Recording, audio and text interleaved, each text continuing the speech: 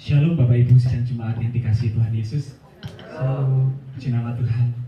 Hari ini kita bisa kembali berkumpul. Hari ini baik yang mengadakan secara offline maupun yang secara online. Saya mengucapkan selamat pagi. Dan mari saat ini kita mau mempersiapkan hati kita Bapak Ibu Saudara. Kita mau mempersiapkan kehidupan kita. Mari saya undang kita semua untuk tundukkan kepala.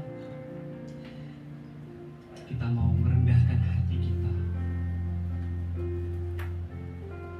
Saya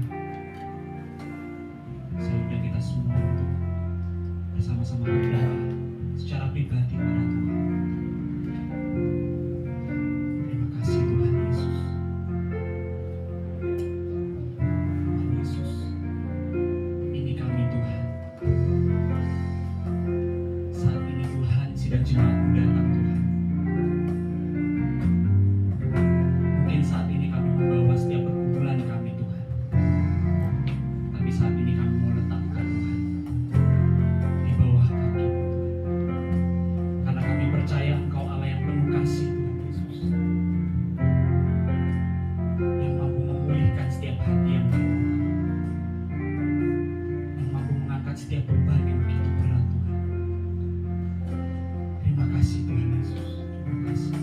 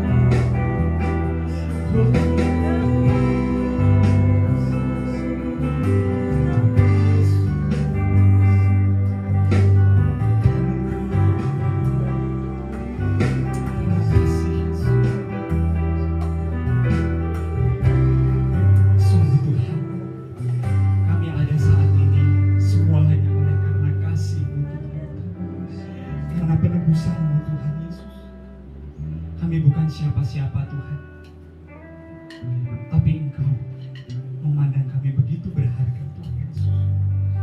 Terima kasih Tuhan, terima kasih Tuhan. Saat ini Engkau melihat setiap hati Tuhan tempat ini yang merindukan Engkau Tuhan, yang rindu akan jamahan, rindu akan lawatan-Mu Tuhan di tempat ini, rindu untuk bersorak-sorai bagi Engkau Tuhan Yesus, untuk kemuliaan nama-Mu. Terima kasih Tuhan Yesus, terima kasih Tuhan. Saat ini kami siap sedang jemaat di tempat ini untuk memuliakan memuji nama-Mu Tuhan. Dan kami serahkan ibadah ini dari awal, pertengahan hingga akhirnya semuanya dalam nama Tuhan Yesus Kristus. Mari setiap kita yang siap memuji memuliakan Tuhan, kita sama-sama katakan amin. Saya minta kita semua untuk beri kemuliaan yang luar biasa untuk Tuhan kita. Amin. Saya undang kita semua saat ini, kita mau bersorak-sorai untuk Dia, karena Dia Allah yang sudah bangkit bagi kita, menebus kehidupan kita. Amin Bapak Ibu. Haleluya. Mari saat ini kita mau tinggikan Dia. Kita sama-sama katakan Allah bangkit, bersorak, Allah bangkit, bernyanyilah. Musuh telah dikalahkan, umatnya dibebaskan.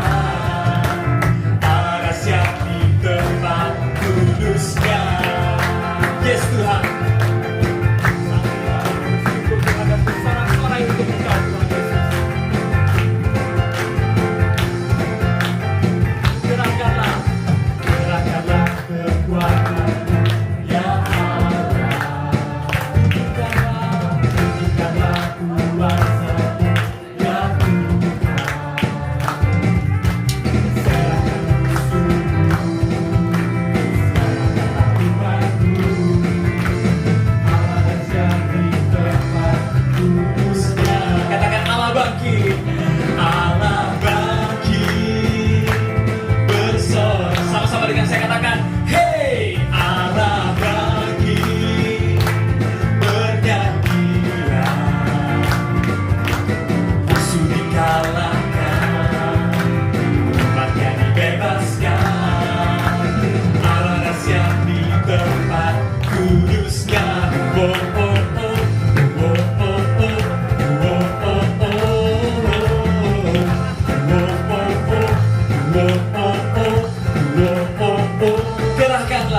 Gerakkanlah kekuatan-Mu ya Allah. Tunjukkanlah Tuhan kuasa-Mu ya Tuhan.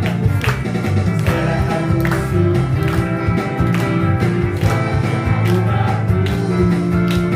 Allah dahsyat di tempat kudus. Sama-sama dengan saya kita lambaikan tangan kita. Allah bangkit, bersoraklah. Katakan, hey, Allah bangkit, bernyanyilah. Sebab musuh kita sudah dikalahkan, musuh dikalahkan, umatnya dibebaskan. Allah dahsyat di tempat kudusnya. Sama-sama kita lambaikan tangan kita. Bersoraklah, hey, Allah bangkit, bernyanyilah. Musuh dikalahkan, umatnya dibebaskan. Allah dahsyat di tempat kudusnya. Kita semua yang bersama-sama bersyukur. Sekali lagi kita katakan, bangkit, bersoraklah, hey, Allah bangkit, bernyanyilah. Musuh dikalahkan, umatnya dibebaskan. Allah dahsyat di tempat kudusnya. Sebab Allah dahsyat, Allah dahsyat di tempat kudusnya. Oh.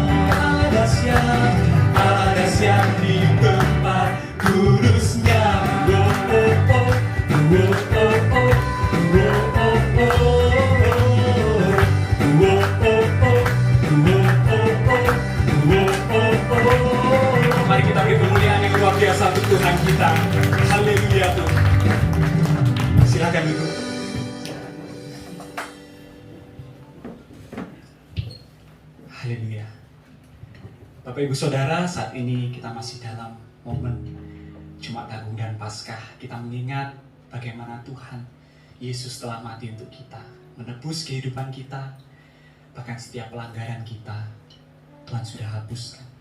Amin Bapak Ibu.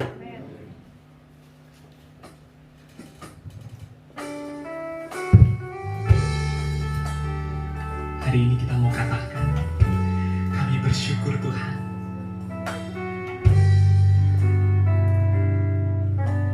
Atas pengorbananmu, atas kasih-Mu Tuhan. Atas pengampunan-Mu dalam kehidupan kami.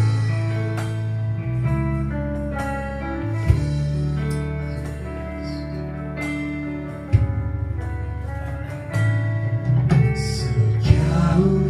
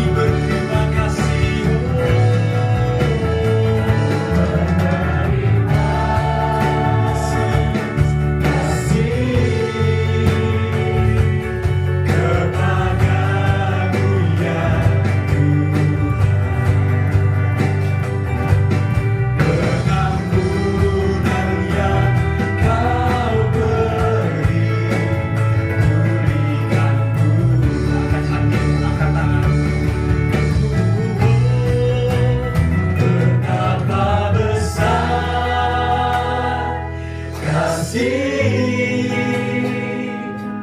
pengampunanmu Tuhan. Tak kau pandang hina hati yang hancur. Kau melihat setiap hati yang berterima kasih Tuhan Yesus. Ku berterima kasih kepadamu ya Tuhan. Pengampunan yang kau beri, pulihkanku.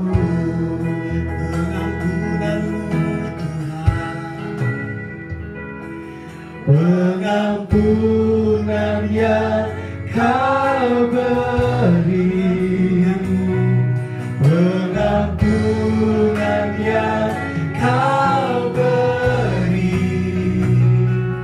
pengampunan yang kau beri, pulihkanku. Beri kemuliaan yang luar biasa untuk Tuhan kita. Kami bersyukur Tuhan. Terima kasih pengampunan-Mu Yesus.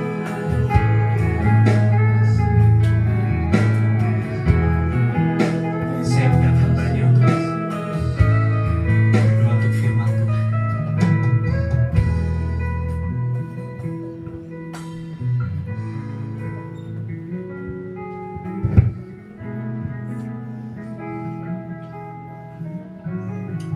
Terima kasih untuk kehadiran Tuhan di tengah kami. Engkaulah yang menjadi fokus dari perhatian kami Tuhan. Silakan Tuhan berbicara hati kami. Dengan segala kerendahan hati, kami persembahkan hidup kami di hadapan Engkau. Di dalam nama Tuhan Yesus Kristus kami berdoa. Amin. Silakan duduk Bapak Ibu.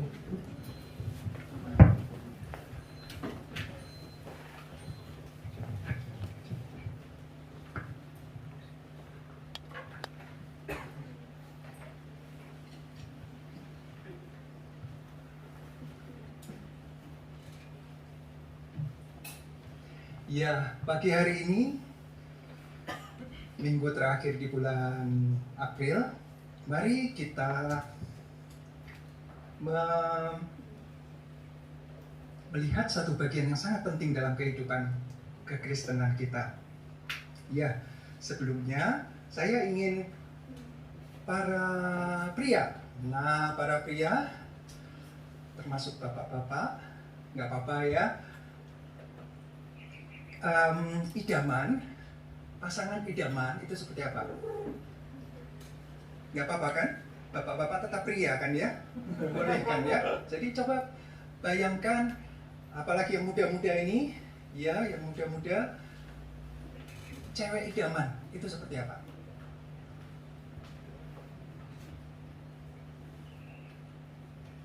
Punya kriteria? Harus. Kalau nggak punya kriteria, wah nggak punya pendirian. Mari kita lihat beberapa ya. Biasanya cowok itu suka yang cewek idaman yang cantik. Ya, yang mulus. Yalah, namanya juga punya seni begitu ya. Jadi bagi saya yang cantik itu seperti apa? Masing-masing berbeda. Oh, kecantikan itu yang lebih banyak ke hidung. Misalnya hidungnya nggak terlalu panjang, nggak enak, itu Pinocchio.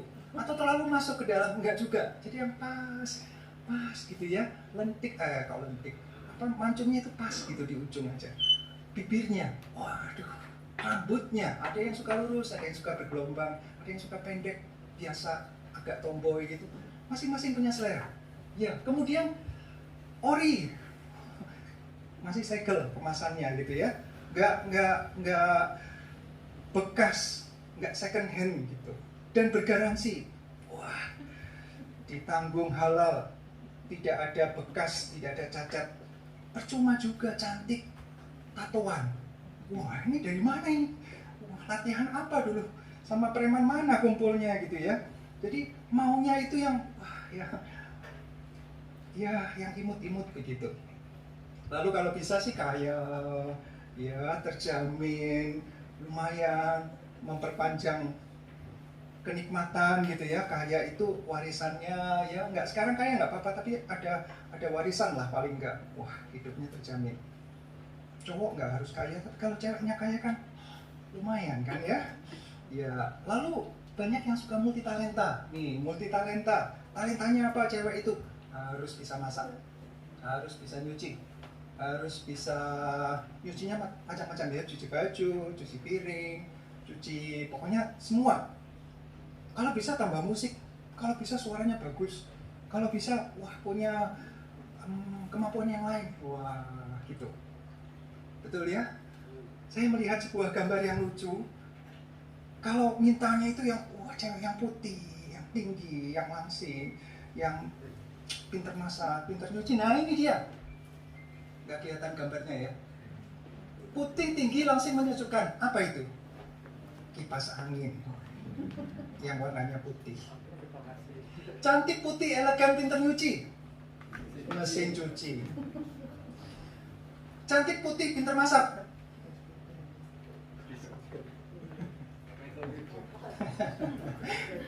Magicom. Jadi ini mau cari pasangan atau mau cari barang ya? Kriterianya ya agak berlebihan. Jadi mau mesin cuci yang bisa untuk magicom dan bisa ada kipasnya, ada freonnya sekalian. Itu lengkap, itu idaman sekali. Apakah seperti itu? Enggak, ini hanya sebuah gambaran. Kalau cari itu ya jangan hanya yang diminta itu yang luarnya saja. Wah gitu. Lalu kalau ada seorang yang namanya, ini terkenal ya, kumisnya, jenggotnya, wah kayak Tuhan Yesus.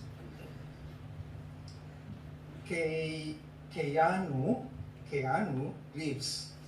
Dia berkata begini, someone will always be prettier. Ada orang yang akan lebih cantik, ya lebih manis, lebih gitu. Someone will always be smarter. Jadi ada yang pasti lebih pandai, lebih cerdik, lebih cerdas. Someone will always be younger. Selalu, namanya sudah berumur, pasti akan lebih tua, dan akan yang lebih muda itu lebih menggairahkan gitu ya, membuat wah rasanya saya muda terus kalau lihat yang muda-muda. Kalau ketemu sama yang tua-tua, saya jadi ikutan tua. Nah, namun ini bagus.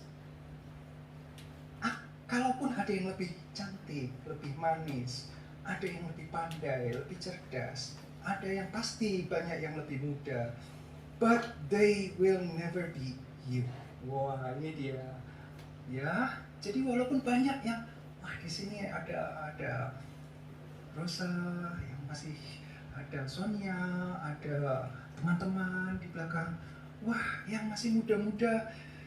Iya, tapi kalau itu sudah menjadi pasangan, Bapak yang sudah mendapatkan ibu, maka ini bisa dikatakan sebagai pilihan dan komitmen.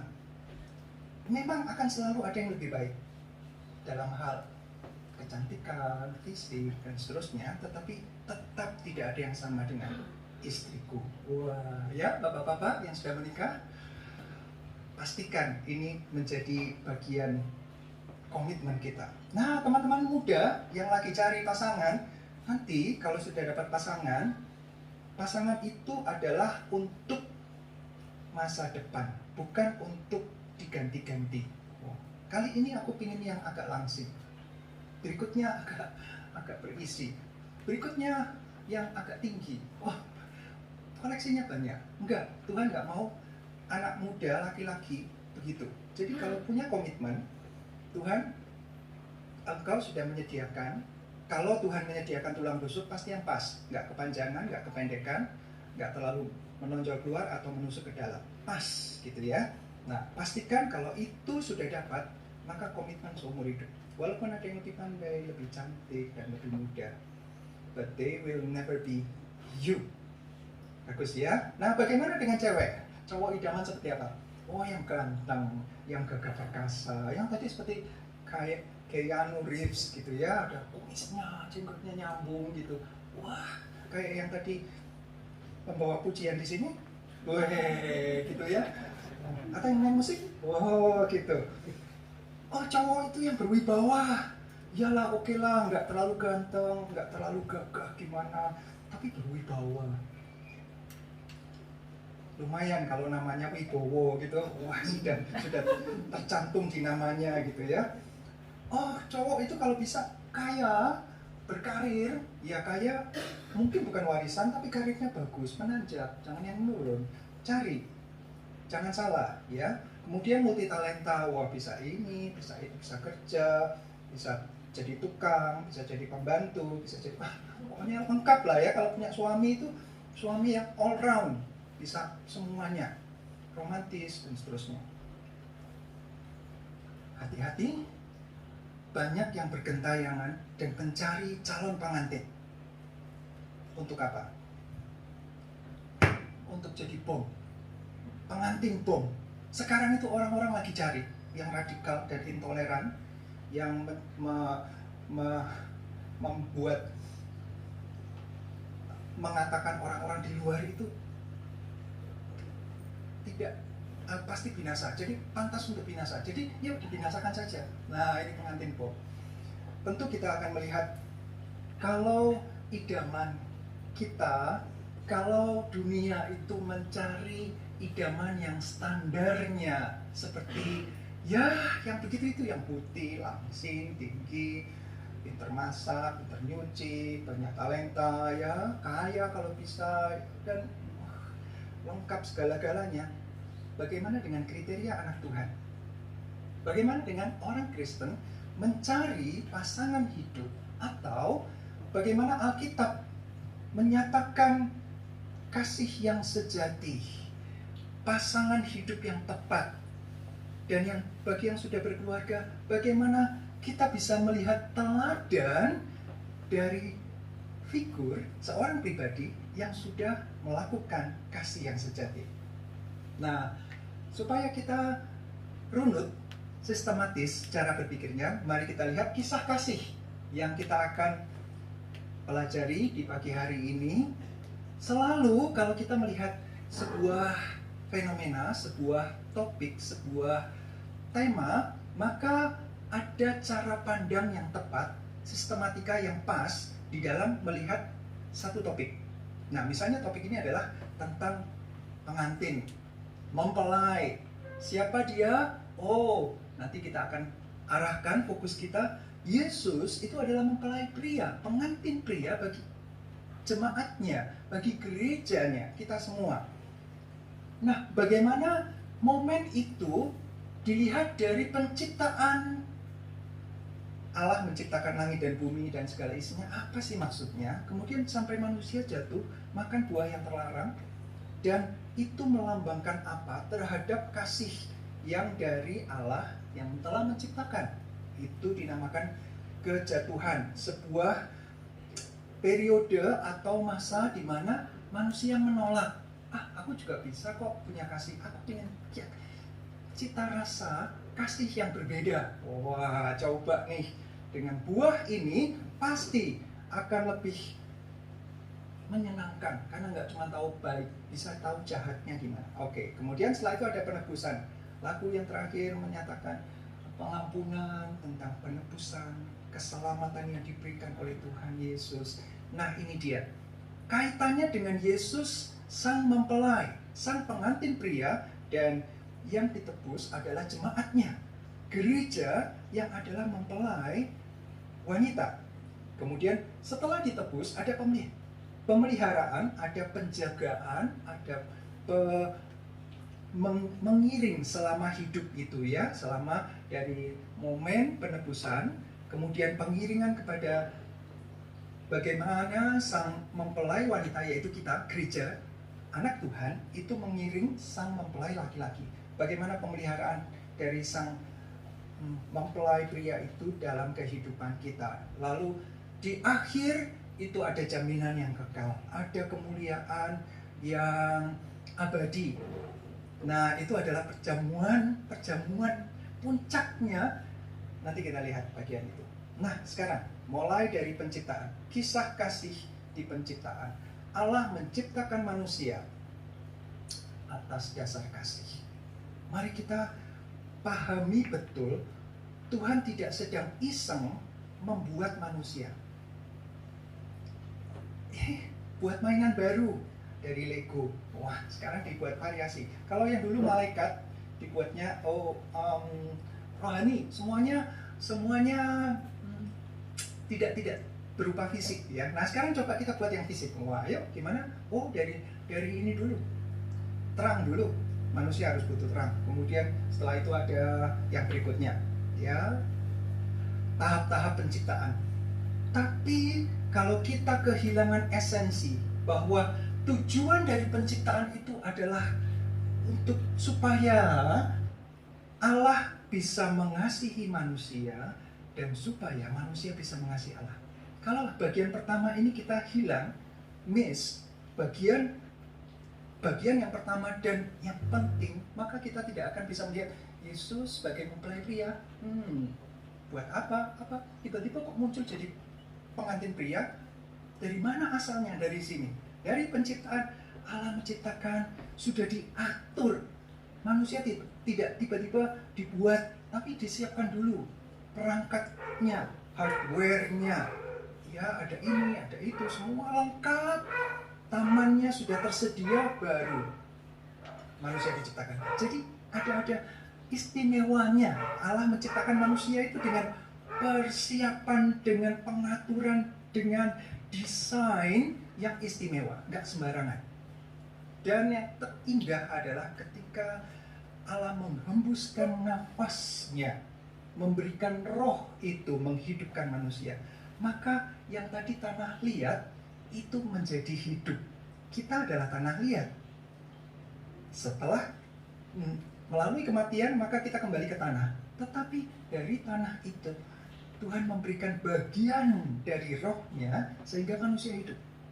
Mari kita sadari, oh berarti saya hidup itu karena kasih Tuhan memberikan nafas dalam kehidupan saya. Terima kasih Tuhan. Ada? Terima kasih buat Tuhan. Pada fase ini kita benar-benar merasakan Tuhan mencipta saya pribadi karena kasih. Kalau ini sudah tidak ada fondasi yang benar, maka kita tidak akan bisa melihat kebaikan Tuhan. Itu buat dia, itu buat dia. Buktinya dia disembuhkan, saya tetap sakit, berarti Allah tidak mengasihi. Enggak, Allah tetap mengasihi. Dan pribadi demi pribadi, nafasnya, gambarnya, tujuan dan desainnya berbeda-beda. Masing-masing unik, masing-masing punya keistimewaan. Dan Tuhan menyatakan itu supaya manusia mengasihi dia. Supaya manusia mengasihi dia dengan tulus, dengan kehendaknya yang bebas mengatakan, aku mengasihi engkau Tuhan, terima kasih. Begitu besar anugerah, saya mau mengasihi engkau. Itu yang Tuhan mau dengar. Kalau itu kita sudah paham dari awal, penciptaan saya adalah karena Tuhan mengasihi saya, maka kita bisa merespons dengan benar. Kemudian tidak bisa tidak, sejarah sudah mengatakan Adam jatuh dalam dosa. Kejatuhan manusia itu adalah karena lebih cinta diri daripada menghormati Allah. Bayangkan ya, anak-anak nih ya, Bapak Ibu punya anak, atau anak punya orang tua punya banyak aturan nggak? Banyak sekali orang tua mengharuskan aku inilah, itulah. Atau malah, enggak, aku bebas. Paling cuma suruh sekolah, yang lainnya sudah beres semua. Enggak, aku cuma disuruh sekolah, belajar, itu aja. Oh iya, beda-beda.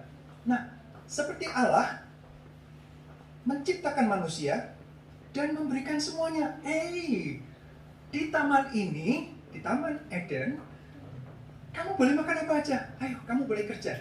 Beri nama, kamu apa yang kamu bisa lakukan untuk merawat taman ini, memberi nama dan semuanya, cuma satu yang nggak boleh. Nah, cuma satu yang nggak boleh. Kalau anak-anak di sini, nggak bolehnya berapa banyak? Banyak sekali.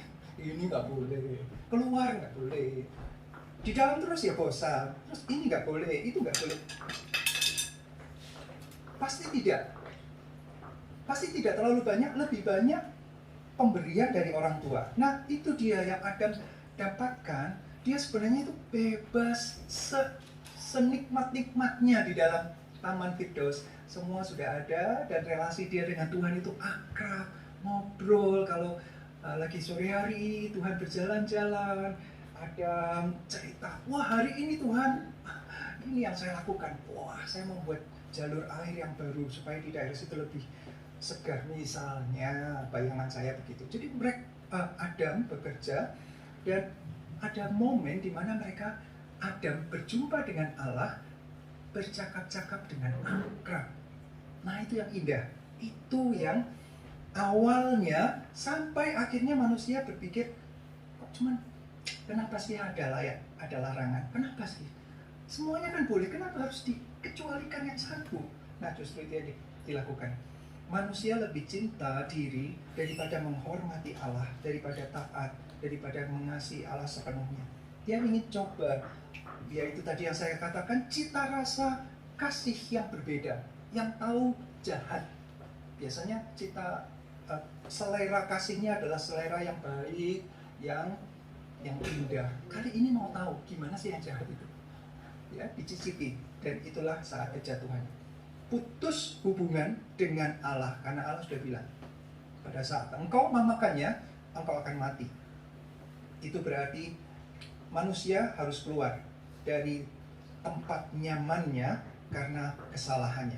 Nah, kita lihat next slide. Di dalam Yeremia, mari kita lihat ini ya. Penting bagi kita melihat bagaimana Allah di dalam konteks kasih yang besar, kejatuhan ini di mata Allah seperti apa. Yeremia 2 ayat 2 dan 32. Yeremia pasal 2 ayat 2. Pergilah, memberitahukan kepada penduduk Yerusalem dengan mengatakan, beginilah firman Tuhan, aku teringat pada kasihmu pada masa mudamu, kepada cintamu pada waktu engkau menjadi pengantin. Bagaimana engkau mengikuti aku di padang gurun, di negeri yang tiada ketaburannya, ya. Padang gurun itu tidak bisa menabur, tidak bisa menuai, tetapi pemeliharaan Tuhan itu diberikan hari demi hari. Yeremia adalah seorang nabi yang menyatakan isi hati Tuhan, ya. Di ayat 1 dikatakan firman Tuhan datang kepadaku, bunyinya. Nah, semua kitab dalam Alkitab, semua kitab dan surat yang dicantumkan di Alkitab itu bicara sebenarnya ada tersirat ataupun tersurat secara eksplisit bahwa Allah itu adalah pengantin laki-laki yang mengasihi. Jadi kasih itu dinyatakan dari seorang mempelai pria kepada wanita. Dan di sini dikatakan, iya, pengantin wanitanya itu punya kasih juga di masa muda. Wah, nurut gitu ya kepada cintamu pada waktu engkau menjadi pengantin. Ikut terus di padang gurun, mau kemanapun Tuhan berada dalam bentuk tiang api atau tiang awan. Mereka ikut dengan tunduk, dengan hormat. Nah itu. Tetapi di ayat 32, kemudian ada sebuah peristiwa di mana yang tadinya nurut kemudian melupakan. 32. Dapatkah seorang dara melupakan perhiasannya? Atau seorang pengantin perempuan melupakan ikat pinggangnya? Tetapi umatku melupakan aku sejak waktu yang tidak terbilang lamanya. Nah ini dia. Jadi ada pengingkaran, ada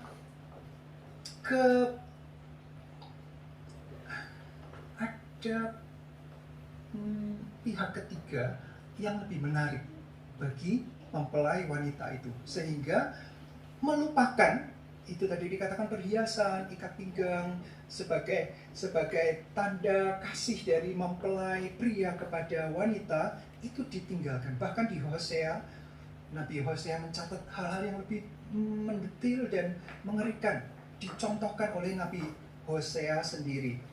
Namun kita lihat di sini secara sekilas dari Perjanjian Lama itu sudah dikatakan bahwa Allah itu seperti mempelai pria. Allah itu menjaga, melindungi, melepaskan dari Mesir, lalu dipelihara sedemikian rupa. Tetapi dalam kejatuhan manusia menolak dan cari yang enak, cari variasi. Wah, dugem lebih indah daripada ke gereja. Yuk kita dugem aja. Terlalu banyak yang tidak aku dapatkan, jadi aku ingin melupakan kesakitanku dengan cara narkoba atau minuman keras atau hangout dengan orang-orang yang bisa melupakan Tuhan begitu. Nah, Bapak Ibu dan Saudara, inilah bentuk kejatuhan. Seperti kembali ke slide, ini sebenarnya gambarnya adalah sebuah bejana tanah liat yang pecah. Jadi kalau diisi apapun pasti habis. Manusia itu hidupnya seperti itu. Ada sesuatu yang lubang di dalam hatinya sehingga mencari kenikmatan tapi nggak pernah puas. Betul? Coba, masing-masing punya kenikmatan yang beda-beda. Makan, ada yang seleranya makan. Wah, dicobain semua jenis masakan. Puas? Enggak. Cari lagi terus. Kenapa? Kok nggak bisa memuaskan? Karena itu bocor. Kekayaan, wah nyimpan. Kerja keras, dapat uang. Puas? Enggak. Karena pengeluarannya juga banyak, bocor gitu ya. Jadi mau diisi berapapun pasti habis. Jadi harus cari lebih lagi. Harus meningkat lagi karirnya. Harus berusaha. Mungkin perlu dengan korupsi sedikit-sedikit. Lama-lama menjadi bukit. Dan lama-lama menjadi besar. Tidak akan pernah puas. Tidak akan pernah puas. Mencari kenikmatan dengan cara pergaulan yang bebas. Nikmat? Iya. Puas? Enggak. Makin. Narkoba? Puas? Iya. Tapi enggak. Dosisnya nambah terus. Begitulah terus menerus. Jadi ada sesuatu yang bocor. Enggak pernah penuh. Tidak pernah. Sejak kejatuhan, hati manusia sudah rusak. Tidak ada yang bisa memenuhi, memuaskan. Enggak ada satupun. Nah, ada satu kutipan yang saya suka sekali dari sebuah buku yang saya baca, Brent Pitre, judulnya ada Jesus the Bridegroom. Dia mengatakan begini, ini bagus sekali, ini bagus sekali. Kalau saja Allah Israel itu bukan sekedar pencipta, sebentar, kita memandang Allah seperti apa? Sebagai apa? Pencipta? Benar. Tapi pencipta itu jauh. Wah, pencipta dengan ciptaan ada gap, ada celah yang panjang dan jauh. Jadi kalau menghampiri sang pencipta gimana? Kita ini cuma ciptaan. Gimana caranya? Wah, harus menuruti. Nah, atau sebagai law giver, pemberi aturan. Oh ya, ada 10 perintah Allah kan? Hafal aku, tapi nggak tahu gimana cara melakukannya. Kalau kita hanya melihat Allah sebagai pemberi batas, ada aturannya, ada hukumnya, nggak boleh ini, kerjakan itu, awas ya, lewat dari batas ini kamu dihukum, masuk neraka. Jadi kita hanya melihat Allah yang menakutkan, dan itu membosankan. Allah seperti itu, aduh, aku cari Allah yang lain, yang enak. Ngapain harus ikut Allah yang penuh dengan batasan-batasan? Aku nggak bisa bebas, aku ini orang muda, harus bebas. Kalau kita hanya melihat itu, maka kita memandang satu perspektif yang sempit. Dan ada jarak yang jauh antara pencipta, pemberi hukum, hakim yang adil dengan ciptaan orang yang dihakimi. Tetapi Allah Israel itu bukan cuma sekedar pencipta atau pemberi hukum, tetapi adalah sang mempelai. Nah, ini membuka cara pandang yang baru, perspektif yang baru. Kalau cuma hanya memberi aturan. Aduh, nggak usah Tuhan, di sekolah sudah banyak aturan. Sekarang aja yang agak longgar karena online gitu ya. Jadi sambil dengarkan, sambil tiduran, masa tahu gurunya. Kalau waktu Zoom baru, wah bersihkan wajah lah, pakai dasi kalau perlu. Ya cuma segini aja. Baliknya apa? Tempat tidur. Begitu selesai, ya itulah dia. Ya di mana-mana begitu. Karena memang kita merasa nggak harus ke sekolah kan, nggak di kelas kan, nggak harus rapi, pakai ikat pinggang, pakai sepatu yang baik, nggak usah. Nah, tetapi kalau kita memandang Allah sebagai mempelai pria, maka dosa, pelanggaran bukan hanya sebatas melanggar peraturan atau hukum.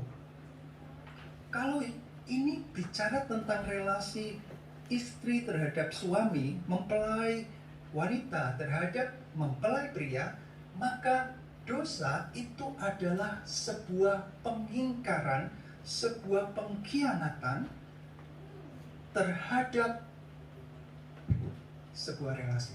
Relasinya adalah suami dan istri. Susah membayangkan suami istri? Pacar lah ya, bagi yang muda-muda, ayo bayangkan pacar itu lebih mudah, lebih dekat. Nah, dosa bukan cuma sekedar melanggar apa yang pacarnya bilang, kamu jangan gitu, pakai baju itu, aduh jangan kuno-kuno, panjang, warnanya gelap-gelap, aduh kamu tuh dari dunia mana sih? Sekarang itu dunianya pendek dan ceria, carilah yang begitu-begitu. Nah,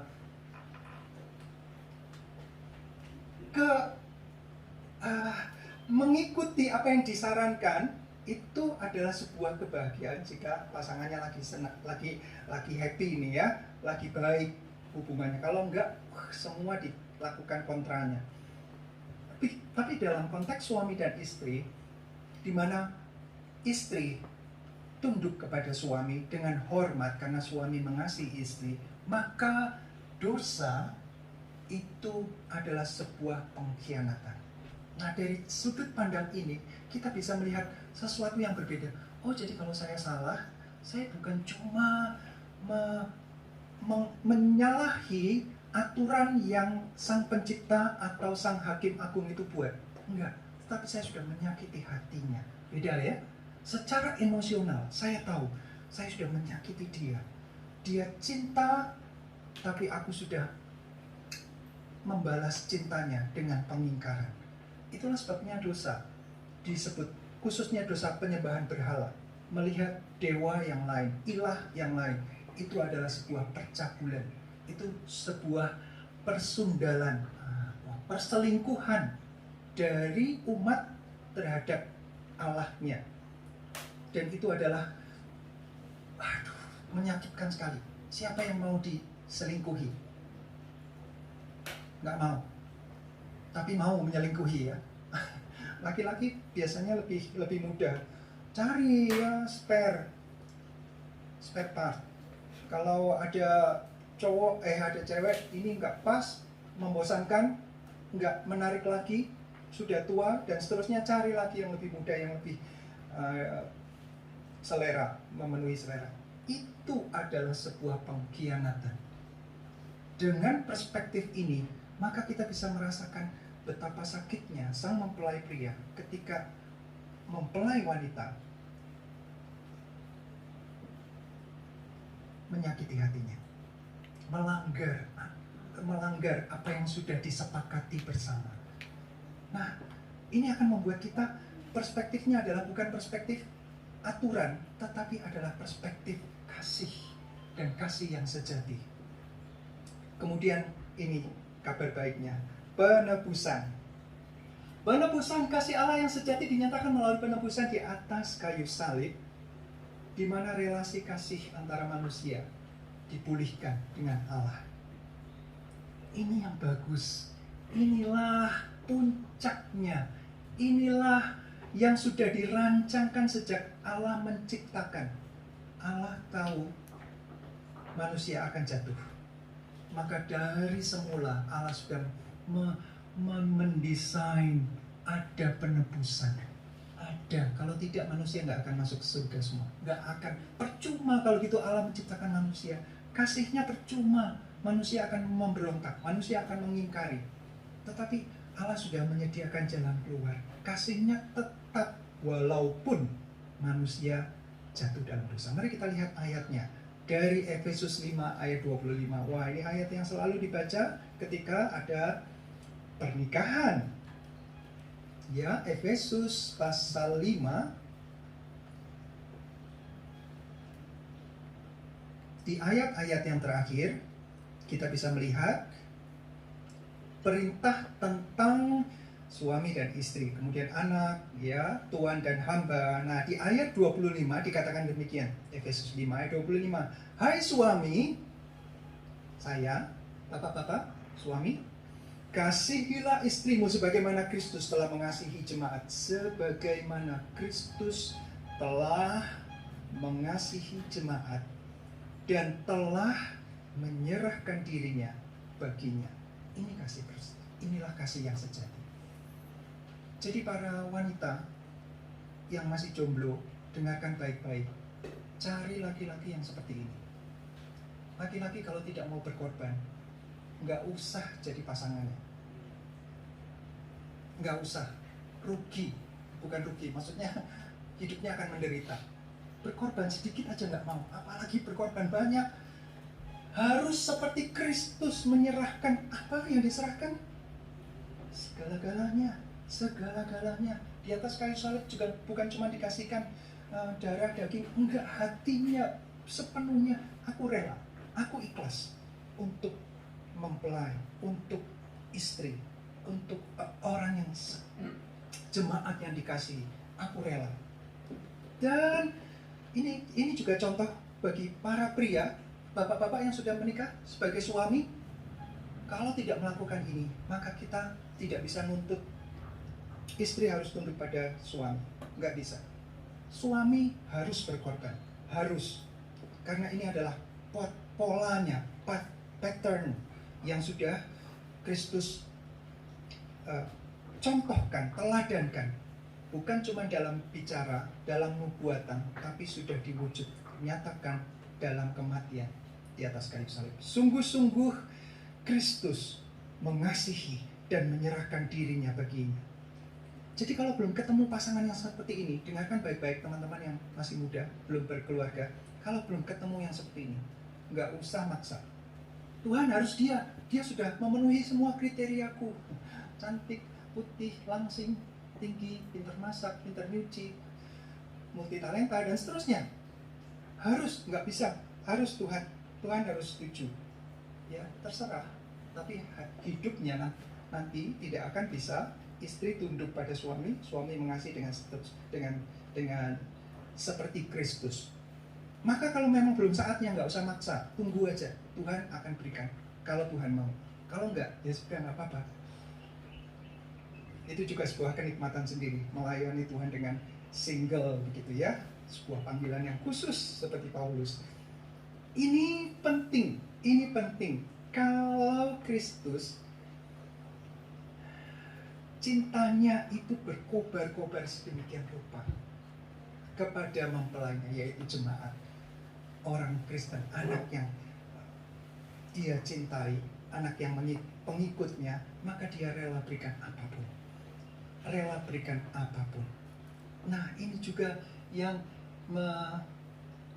slide selanjutnya yang menjawab pertanyaan. Ini termasuk yang saya juga sempat bahas kemarin di kaum muda. Bapak Ibu bisa menyebutkan orang-orang Kristen yang sudah meninggalkan imannya? Bagaimana perasaan kita ketika kita melihat atau mendengar, oh dia sudah berubah, dia menjadi ya, mengikuti keyakinan yang lain. Gimana perasaan? Oh, saya dulu sakit sekali. Kenapa Tuhan? Dia itu sungguh-sungguh, ini artis, ini public figure. Kalau dia pindah, wah, beritanya dibesar-besarkan sekali.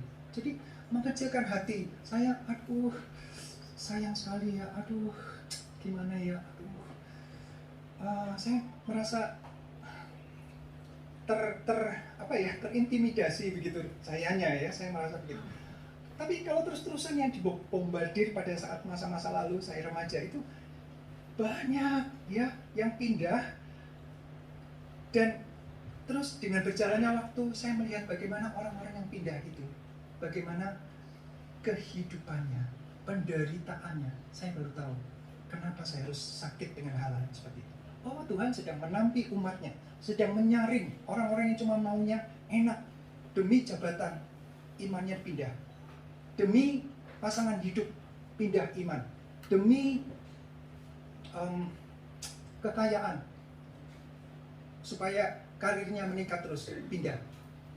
Itu memang nggak dari awalnya loh, nggak punya pemahaman yang benar. Jadi fokusnya itu salah. Jadi datang ke gereja untuk apa? Untuk cari pasangan? Keliru. Datang ke gereja untuk apa? Oh, mencari berkat Tuhan. Salah. Datang ke gereja untuk apa? Melihat teladan. Kecewa. Teladannya itu loh juga bisa bersalah. Bisa, dan itu banyak sekali contohnya. Begitu banyak anak muda meninggalkan gereja. Kenapa? Karena lihat pendetanya, karena lihat hamba Tuhannya, lihat majelisnya, lihat penginjilnya, lihat hidup mereka yang seenaknya, memanfaatkan uang gereja dan seterusnya. Lalu kecewa. Fokusnya salah.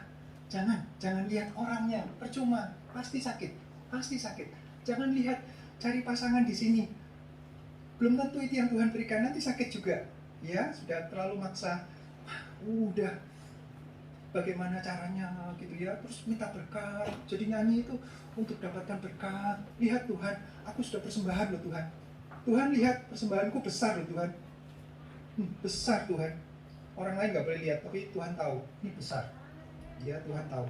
Dan yang ngitung nanti tahu berapa. Tapi nggak tahu dari saya kan?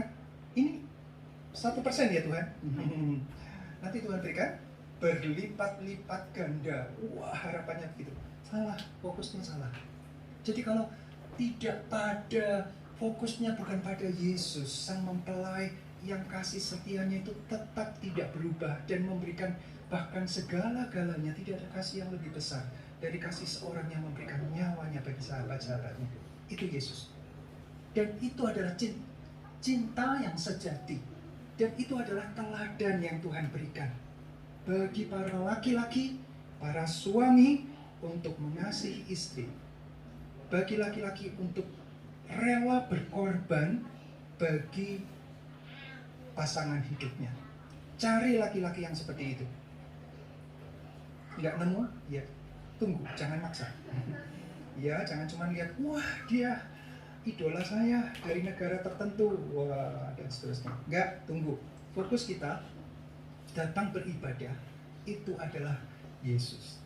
Kalau fokusnya Yesus, mendapatkan kepuasan. Tadi bejana yang bocor itu ya, bejana yang bocor itu sudah diganti, bejananya bukan cuma ditempel, nanti bocor lagi. Nggak ada, bukan caranya Tuhan nempel-nempel gitu, nggak. Tuhan ganti dengan hati yang baru, dan Tuhan isi dengan air anggur, sukacita yang baru. Dan itu akan memuaskan. Tapi saya kok bisa lemah lagi, kok saya bisa kecewa. Oh bisa, tetaplah pandang pada Yesus sang mempelai. Sungguh-sungguh sudah dinyatakan kok kasihnya, sungguh. Itu fakta. Dan itu dalam pemeliharaan kita. Next slide. Yesus Kristus sang mempelai mendidik kita dengan kasih dalam pemeliharaan, dalam penjagaan. Tuhan memberikan kita didikan supaya kita bersandar sepenuhnya kepada Dia. Aduh, kok nggak enak lagi Tuhan. Jadi tawar hatiku. Berarti Tuhan nggak mengasihi. Kenapa aku sakit? Kenapa aku bisa dapat pandemi ini, dan usahaku, dan kuliahku, dan segala-gala rencanaku hancur? Kenapa Tuhan izinkan? Tuhan mendidik kita dengan kasih. Itu pemeliharaan Tuhan. Ya, Tuhan nggak mau anaknya itu manja-manja. Nggak mau pengantin wanitanya itu malas-malasan. Enggak. Tuhan mau orang yang mengikut Dia, mempelainya, itu sungguh-sungguh mengasihi dan percaya masa depan saya sekarang kelihatan agak gelap atau bahkan sudah sangat gelap, tapi saya percaya Yesus mempelai itu memelihara, mendidik saya dengan kasih. Saya terus akan bertekun.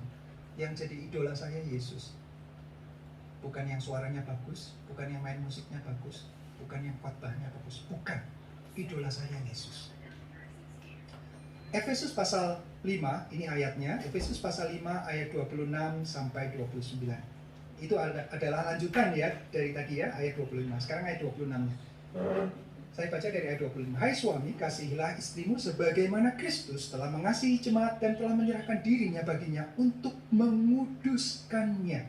Sesudah ia menyucikannya dengan memandikan dengan air dan firman, supaya dengan demikian ia menempatkan jemaat di hadapan dirinya dengan cemerlang, tanpa cacat atau kerut atau yang serupa itu, tetapi supaya jemaat kudus dan tidak bercela.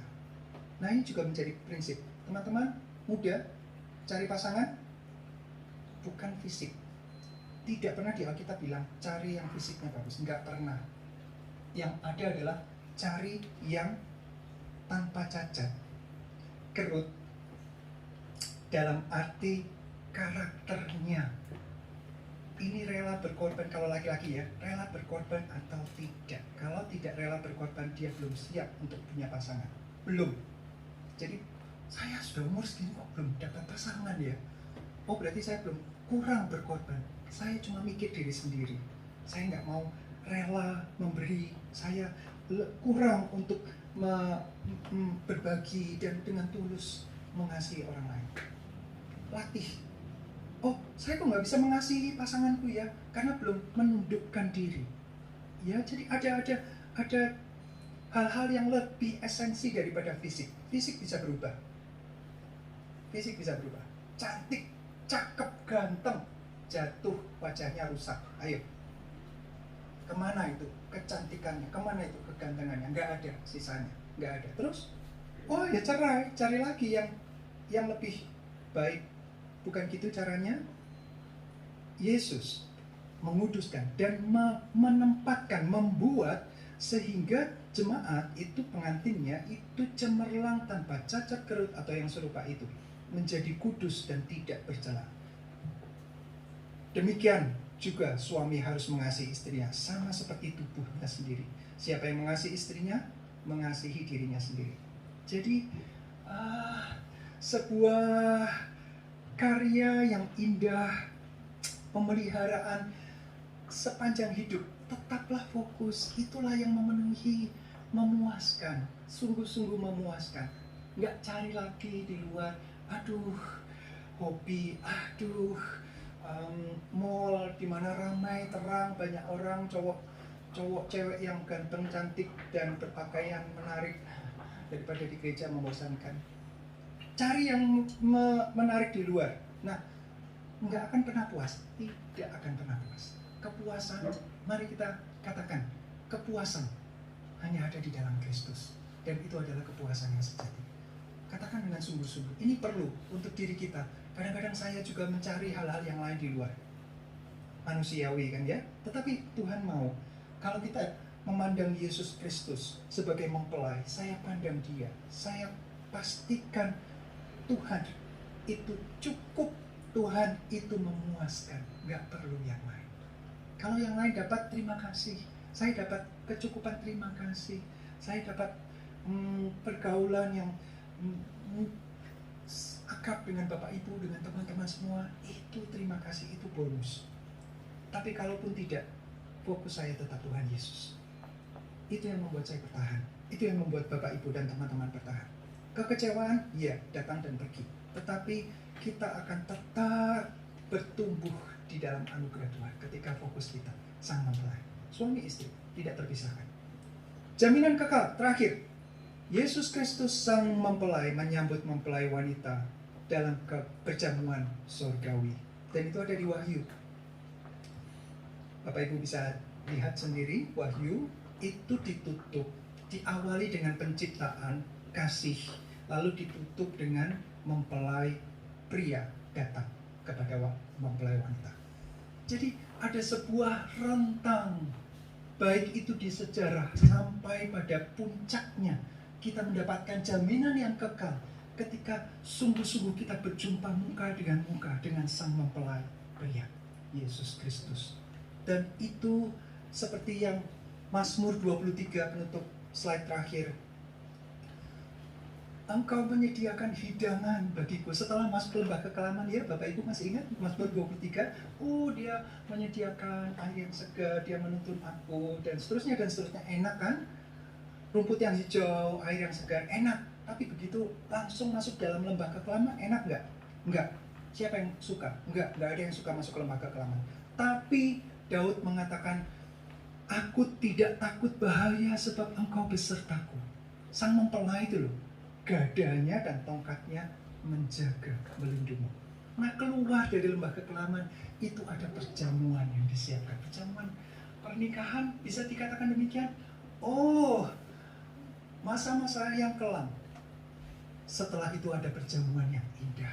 Mempelai pria dan mempelai wanita disatukan dalam kekekalan. Kiranya kasih yang memuaskan. Kasih yang memuaskan. Katakan pada diri sendiri, kasih yang memuaskan, menaungi kita dan membuat kita selalu mengasihi Allah dengan tulus dan setia. Gak ada kasih lain yang bisa memuaskan kecuali kasih Sang Mempelai pria. Dan ini menjadi jaminan bagi kita. Mari kita renungkan, mari kita tutup mata. Firman Tuhan hari ini membawa pesan yang sangat penting, membawa perspektif yang baru, bahwa hubungan kita dengan Allah bukan sekedar saya ciptaan atau orang-orang yang harus menurut, tetapi saya adalah orang yang dicintai sejak kekekalan dari penciptaan. Sekalipun saya jatuh, Tuhan tetap cinta.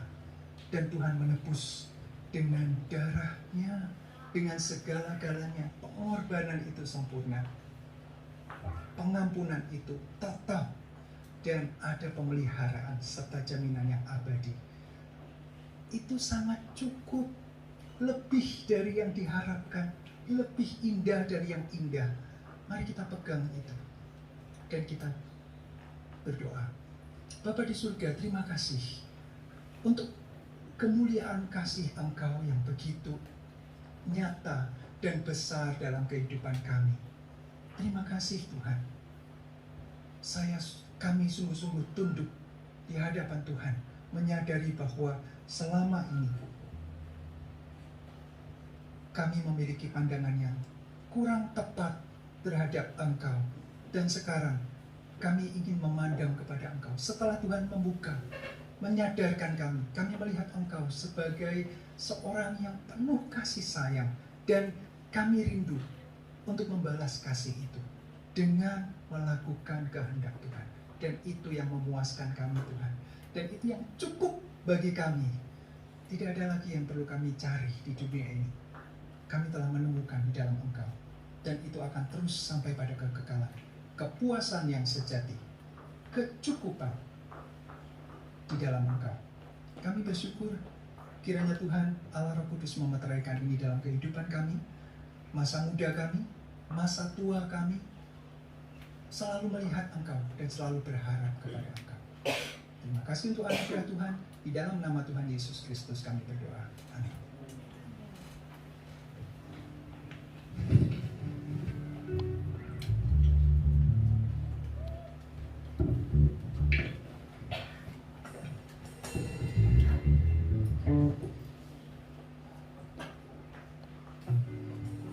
Puji nama Tuhan. Pagi ini sangat teman Tuhan telah disampaikan bahwa hanya kasih Tuhan yang mampu memuaskan kehidupan kita. Amin Bapak Ibu Saudara. Baik, untuk pengumuman seperti yang akan ditampilkan di layar LCD, mengundang Bapak Ibu Saudara untuk hadir dalam ibadah onsite kita setiap hari Minggu pukul 8 pagi.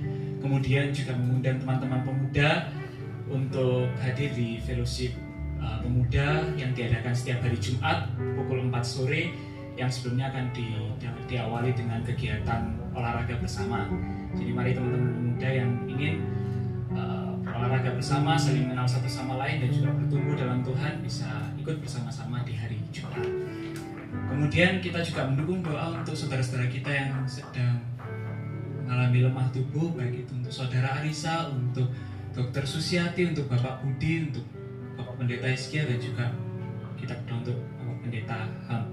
Ya Tuhan, yang bagi jemaat-jemaat yang sedang mengalami lemah tubuh, biarlah Tuhan yang memberikan kesembuhan dan pemulihan bagi mereka. Kemudian untuk yang berulang tahun di bulan ini ada Bapak Roni pada tanggal 22 April. Ya, kiranya Tuhan senantiasa memberkati, memberikan umur yang panjang, kesehatan, dan berkat senantiasa mengiringi Bapak Roni. Kemudian pengumuman tambahan juga menginformasikan kepada Bapak Ibu Saudara dan teman-teman muda bahwa pada tanggal 13 sampai 15 Mei 2021 pemuda akan mengadakan camp. Jadi ada youth camp yang bertempat di Villa Puncak Tidar, Blok V nomor 70. Informasi lebih lanjut nanti akan disampaikan melalui grup. Jadi teman-teman muda yang pada tanggal itu bisa bergabung, bisa menghubungi saya atau Bapak Sami untuk bisa mendaftarkan diri, sehingga kita bisa tahu berapa jumlah pemuda yang bisa ikut nanti untuk youth camp. Seperti itu. Mungkin ada pengumuman tambahan? Tidak ada? Oh iya, sebentar akan ada kesaksian dari baik, kalau begitu kita akan memberikan persembahan. Mari kita mempersiapkan persembahan kita sambil kita pujikan tidak dengan tangan yang hamba Tuhan. Saya undang petugas untuk persiapkan persembahan.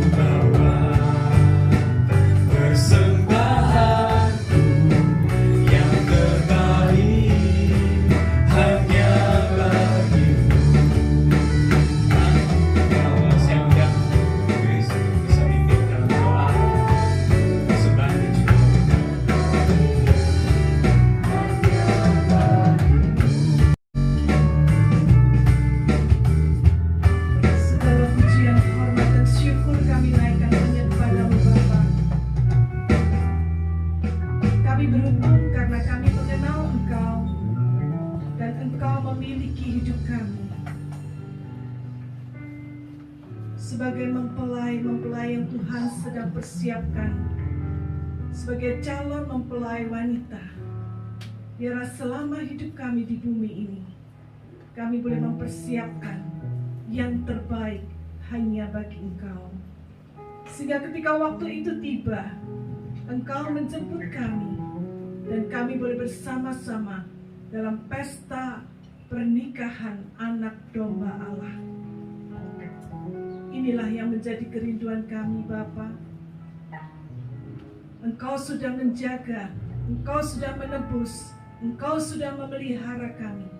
Dan biarlah kami boleh melakukan bagian kami untuk menjadi mempelai-mempelai wanita yang dipersiapkan kudus di hadapan Tuhan. Kami boleh menjaga diri kami supaya kami boleh tetap tidak bercacat celah, sehingga ketika Engkau datang kembali, kami boleh masuk dalam kebahagiaan bersama dengan Engkau untuk selamanya. Terima kasih Tuhan. Biarlah segala persembahan yang telah kami berikan boleh berkenan di hadapan Bapa dan boleh menjadi berkat bagi pekerjaan Tuhan. Engkau berkati setiap tangan-tangan yang sudah memberikan. Engkau mau pakai kehidupan mereka untuk menjadi alat-alat yang berguna di tangan Tuhan. Dan segenap sisa hidup kami serahkan hanya kepadamu saja. Terima kasih Tuhan, berkati hamba-hambamu yang sudah bertugas pada hari ini. Engkau pakai hidup mereka untuk kemuliaan nama Tuhan. Dan biarlah Tuhan, setiap kami yang sudah hadir juga boleh merasakan berkat Tuhan mengalir dalam hidup kami, menguatkan kami, sehingga ketika kami pulang, kami boleh mendapatkan kekuatan yang baru. Kami boleh melakukan tugas-tugas kami dengan penuh tanggung jawab. Kami boleh menjadi garam dan terang dimanapun kami berada. Terima kasih Bapa Surgawi. Mari saudara kita angkat tangan kita di hadapan Bapa. Kiranya kasih karunia dari Tuhan kita Yesus Kristus, pemeliharaan dari Bapa Surgawi, dan persekutuan dengan Roh Kudus akan memelihara hati dan jiwamu. Pulanglah sekarang dan terimalah berkat Tuhan di dalam nama Tuhan Yesus Kristus, Sang Mempelai Kristus. Di dalam nama Tuhan Yesus kami sudah berdoa. Dan setiap kita yang percaya katakan amin.